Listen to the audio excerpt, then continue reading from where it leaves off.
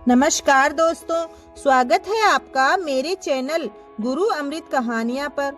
सबसे पहले आप सभी श्रोताओं को सकट चौथ या तिलकुटा चौथ की ढेर सारी शुभकामनाएं। तिलकुट चौथ व्रत महिलाएं अपनी संतान की लंबी आयु और खुशहाल जीवन के लिए रखती है। साथ ही इस व्रत को करने से व्यक्ति की सारी मनोकामनाएं पूर्ण हो जाती है। इस दिन भगवान गणेश जी की पूजा की जाती है और व्रत कथा सुनी जाती है। आइए सुनते हम तिलकुटा चौथ की व्रत कथा। बहुत समय पहले की बात है। एक शहर में देवरानी और जेठानी रहती थी। देवरानी गरीब थी और जेठानी अमीर थी। देवरानी गणेश जी की बहुत बड़ी भक्त थी। देवरानी का पति जंगल से लकड़ी काट कर उसे बेचता था और अक्सर बीमार रहा करता था। देवरानी अपनी जेठानी के घर उसका काम करती और बदले में जेठानी उसे बचा हुआ खाना, पुराने कपड़े आदि दे देती थी। इसी से देवरानी का परिवार चल रहा था। माघ के महीने में देवरानी ने तिल चौथ का व्रत किया। 5 रुपए का तिल व गुड़ लाकर उसने तिलकुटा बनाया। पूजा करके तिल चौथ की कथा सुनी और फिर गणेश जी का ध्यान करके तिलकुटा छींके में रख दिया और सोचने लगी कि चांद निकलने के बाद ही कुछ खाएगी। इस तरह से कथा सुनकर वह जेठानी के यहाँ काम करने चली गई।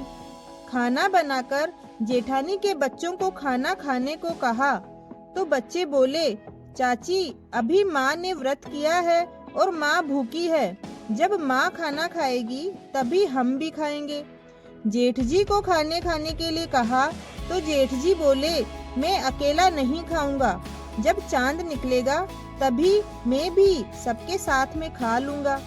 देवरानी ने कहा, मुझे घर जाना है, इसलिए मुझे खाना दे दो। जेठानी ने उससे कहा, आज तो किसी ने भी अभी तक खाना नहीं खाया है, तुम्हें कैसे दे दूं? तुम सवेरे ही बचा हुआ खाना ले जाना। बेचारी देवरानी उदास होकर घर चली आई। देवरानी के घर पर पति, बच्चे सब आस लगाए बैठे थे कि आज तो त्योहार है, इसलिए वह बहुत अच्छा खाना लेकर आएगी, अच्छे अच्छे पकवान मिलेंगे। परंतु जब बच्चों को पता चला कि आज तो सूखी रोटी भी नहीं मिलेगी तो बच्चे जोर जोर से रोने लगे। ये देखकर देवरानी के पति को गुस्सा आ गया और कहने लगा कि दिन भर काम करने के बाद 2 रोटियां भी नहीं ला सकती तो पूरा दिन काम करने का क्या फायदा। ऐसा कहकर पति ने गुस्से में आकर पत्नी को कपड़े धोने वाले डंडे से खूब मारा। धोबना हाथ से छूट गया तो पाटे से मारा। वो बेचारी गणेश जी को याद करती हुई रोते रोते पानी पीकर सो गई। उस दिन गणेश जी देवरानी के सपने में आए और कहने लगे, धोबना मारी, पाटा मारी, सो रही है या जाग रही है? तब वह बोली, कुछ सो रही हूँ, कुछ जाग रही हूँ। गणेश जी बोले, मुझे बहुत भूख लगी है, खाने के लिए कुछ दे दो। देवरानी बोली, क्या दूं? मेरे घर में तो अन्न का एक दाना भी नहीं है। जेठानी बचा हुआ खाना देती थी, आज वो भी नहीं मिला। देवरानी ने फिर कहा कि पूजा का बचा हुआ तिलकुटा छींके में पड़ा है भगवान, वही खा लो। गणेश जी ने तिलकुट खाया और उसके बाद कहने लगे, धोबना मारी, पाटा मारी, निमटाई लगी है, कहाँ निमटे? उसने कहा, यह पूरी झोपड़ी खाली पड़ी है, आप कहीं भी जा सकते हैं, जहाँ इच्छा हो वहाँ निमट लो। फिर गणेश जी बोले, अब कहाँ पहुँचूं? अब देवरानी को बहुत गुस्सा आया। कहने लगे, कब से तंग किए जा रहे हो भगवान, आपकी जहाँ इच्छा हो वहाँ पहुँच लो, मेरे सिर पर पहुँचो। और कहा।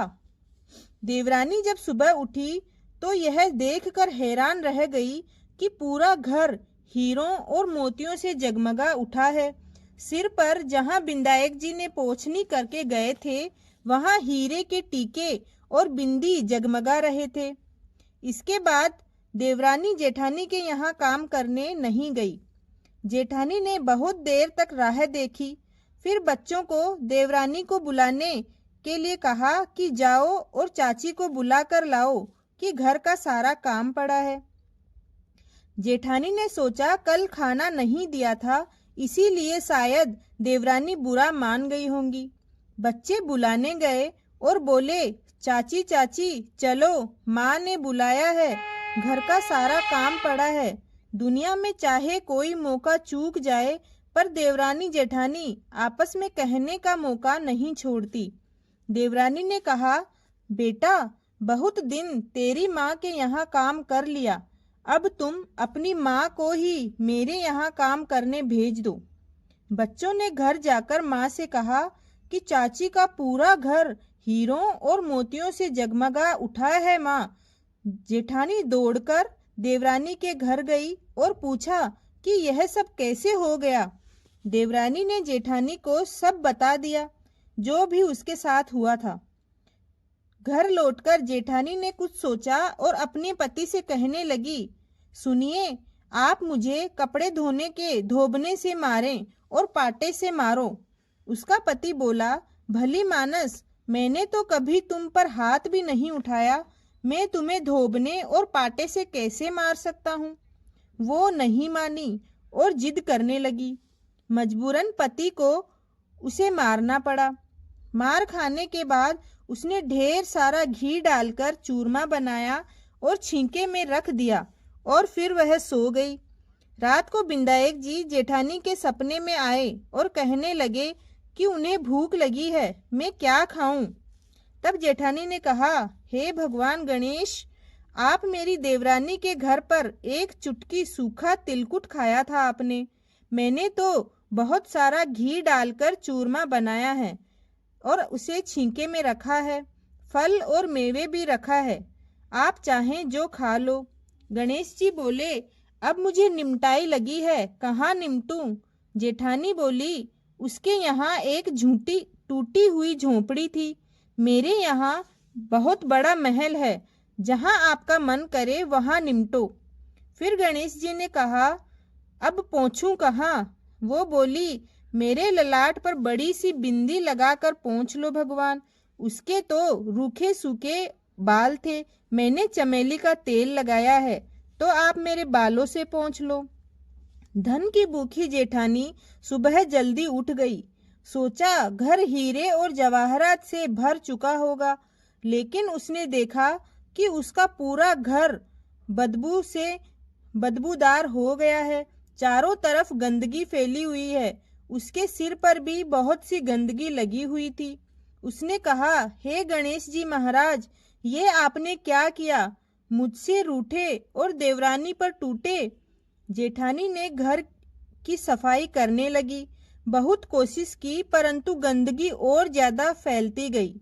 जेठानी के पति को मालूम चला तो वो भी बहुत गुस्सा हुआ और बोला, तेरे पास इतना सब कुछ था, फिर भी तेरा मन नहीं भरा।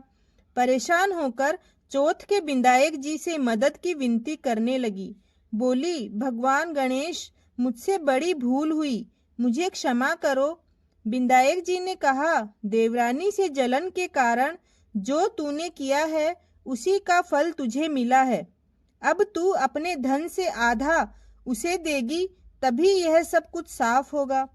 उसने आधा धन तो बांट दिया, किंतु मोहरों की एक हांडी चूल्हे के नीचे गाड़ रखी थी।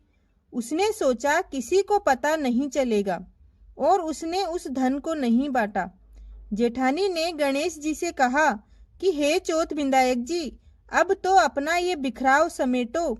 वे बोले, पहले चूल्हे के नीचे गाड़ी हुई मोहरों की हांडी और ताक में रखी हुई सुई की भी पांति करो।